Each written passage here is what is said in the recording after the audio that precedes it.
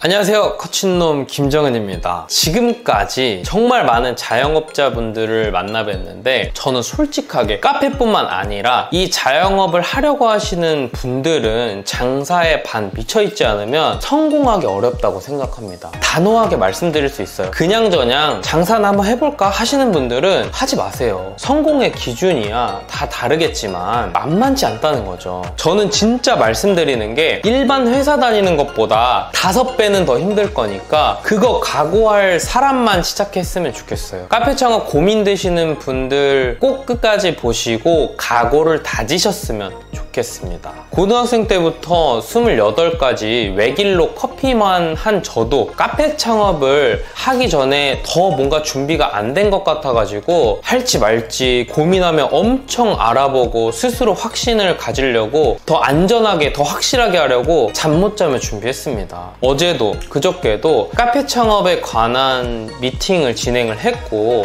쪽지로 받아 다양한 사람들과 이야기를 나눴습니다. 결과부터 말씀드리면 공통적으로 카페 창업에 대해 너무 준비가 안 되어 있는 사람들이 많다는 겁니다. 한 번은 창업에 대해 아무 준비도 안 된 상태에서 입지를 보시다가 부동산 업자에게 홀려가지고 가게 계약을 하시고 이거 어떻게 해야 될까요? 하면서 저한테 연락 주신 분들도 있었고요. 권리 주고 인수 받으셨는데 알아보니까 권리를 줄 매출도 아니고 자리도 너무 안 좋은 거예요. 계약금을 포기하시라고 말씀을 드렸었습니다. 상담받으러 오시는 대부분이 이렇게 준비가 안 되어 있는 모습들이 너무 많습니다. 뭔가 문제가 있는 것 같아서 경험 있으신 분들에게 상담이라도 좀 받으면 다행인데 싫은 소리가 듣기 싫은 거죠. 제발 좀 알아보셨으면 좋겠습니다. 이게 몇 천만 원 드는 거잖아요. 제발 좀 부탁 좀 드리겠습니다. 아무 준비도 안 하고 카페나 한번 해볼까? 이렇게 생각하고 시작하시는 분들이 너무 많으신 것 같아요.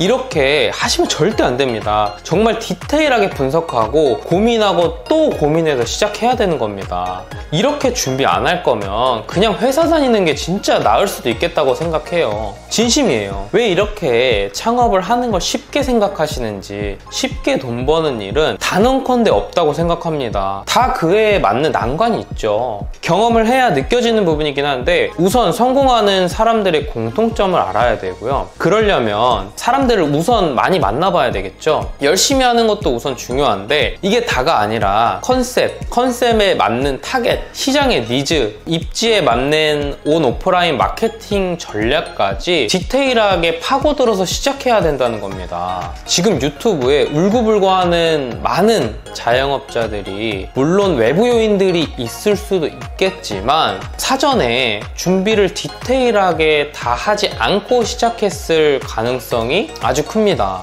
오늘 3가지로 카페 창업 시 아주 힘든 것들에 대해 이야기를 한번 해볼 건데 이 이야기를 듣고도 오히려 힘을 얻어서 이게 맞다라는 파이팅이 생기신다면 하셔도 좋다고 생각합니다. 미리 한번 파악해보세요. 그리고 하나 기억해 주셨으면 좋겠어요. 힘듦 뒤에 얻어지는 것도 있습니다. 직장인들은 볼 수 없던 이 벌이 수준이겠죠. 물론 방향성부터 잘 잡고 내 컨셉에 대한 시장의 니즈 등 모든 것들을 잘 파악해야겠지만 결국 해낸다면 내가 고생하고 노력한 만큼 내 카페가 성장하는 모습을 보게 될 겁니다. 그 누구 것도 아니고 내 장점과 내 이야기를 가지고 처음부터 끝까지 노력해서 만든 내 브랜드가 크는 모습은 어떤 부분보다도 성취가 있고 심장을 뛰게 만들 겁니다. 바로 시작해 보겠습니다. 첫 번째, 카페는 쉬는 날이 없습니다. 그리고 쉬는 타임도 거의 없어요. 특히 초반에는요. 밥 먹을 시간도 없습니다. 한마디로 말해서 철창 없는 감옥 같아요. 빨리 허겁지겁 먹고 또 일하는 거예요. 기본적으로 손님 응대, 음료 제조,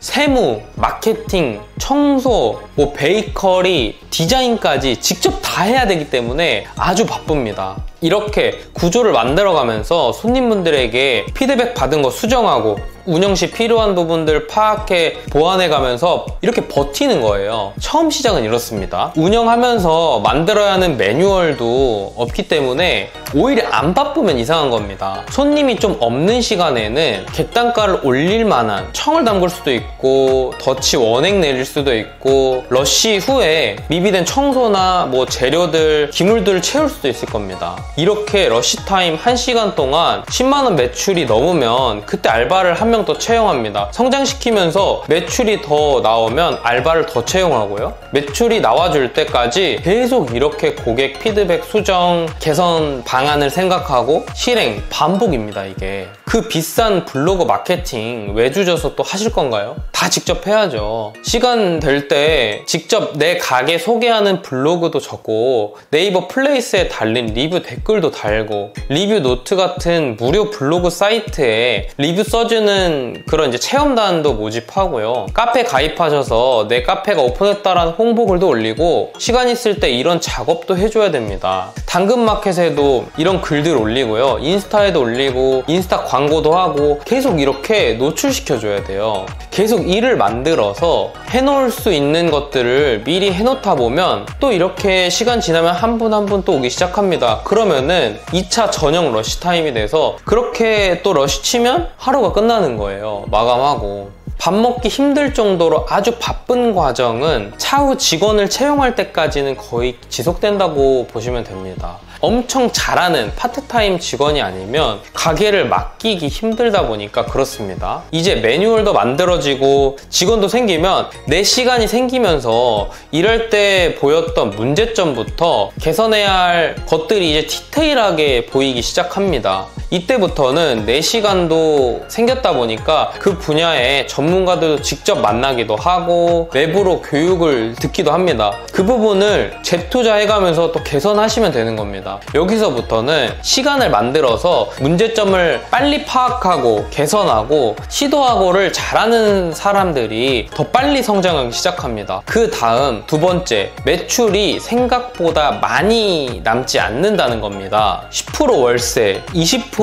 인건비, 30% 재료비, 10% 부가세, 감가상각비, 변동비 이런 거 빼면은 마진이 25% 수준이니까 1000만 원을 팔아도 한 250만 원입니다. 자, 여기에 필요한 게 생겨서 또 재투자 비용으로 활용될 수도 있고 기계가 고장나거나 컵 이런 게 깨져서 추가 지출이 또 생길 수도 있습니다. 그럼 200만 원도 못 가져갈 수도 있겠죠. 1000만 원을 팔아도요. 하루 30일 쉬는 날 없이 13시간을 근무했는데 200만 원도 못 가져가는 날이 있을 수 있다는 겁니다. 그래서 답은 더 마진을 가져가려면 객단가를 올릴 수 있는 방법이 필요하다는 것을 처음부터 인지하고 증대 방안을 세워야 된다는 겁니다. 여기서 중요한 게 소비 수준에 맞게 상권의 타겟 연령대를 파악해야 되고요. 그에 맞는 시도를 해야 된다는 겁니다. 객단가 증대 방안이라고 하면 다양하게 있죠. 바닐라 시럽을 활용한 음료를 만들어서 판매할 수도 있고 뭐 청을 판매할 수도 있습니다. 더치 원액을 만들 수도 있고 디저트를 판매하시는 분들이라면 디저트 5개 이상 무료 선물 박스 패키지를 만들어서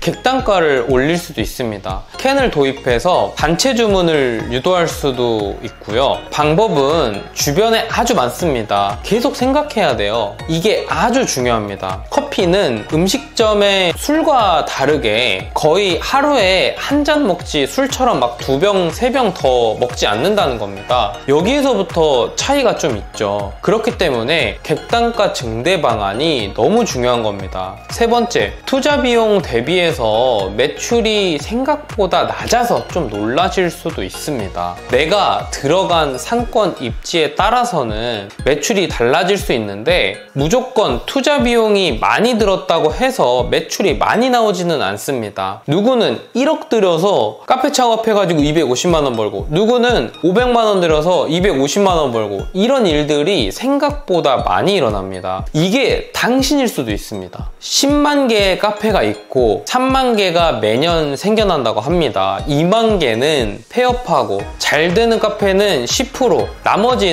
나머지 90%는 이렇게 유지만 하다가 망한다는 거죠. 투자한 비용이 있다 보니까 실수를 인지한 순간 이미 늦었습니다. 대출이 들어가 있을 수도 있고 벌지도 못하고 당장 유지라도 해야 되기 때문에 그냥 버티기만 일단 하는 거죠. 제 개인적인 의견은 매출은 시장의 크기 크기에 따라 일단 달라진다는 겁니다. 내가 아무리 컨셉이 좋아도 입지에 따라서 손님이 올 수 있는 한계점이 있는데, 물론 찾아올 수 있게 만드는 마케팅 능력이 있어서 안 좋은 자리에서도 매출을 올릴 수 있겠습니다만, 결국 매출은 자주 오시는 단골 손님분들로 만드는 것이기 때문에 시간이 지나면 결국 매출이 내려가 낮은 평균값을 유지하게 될 겁니다. 자, 여러분, 여기까지 들었을 때 어떠셨나요?